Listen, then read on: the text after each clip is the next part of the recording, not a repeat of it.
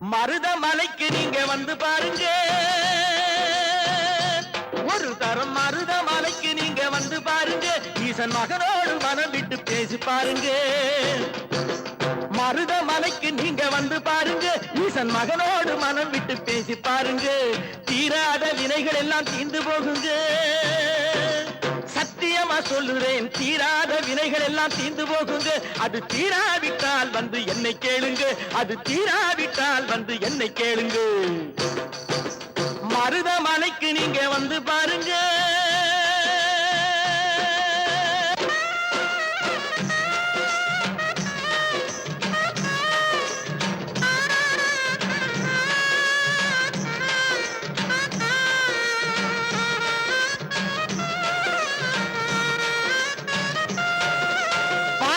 சிவனாரும் மிதிச்ச மலை, இங்கு பாம்பாட்டு சித்தர் வந்து வசிச்ச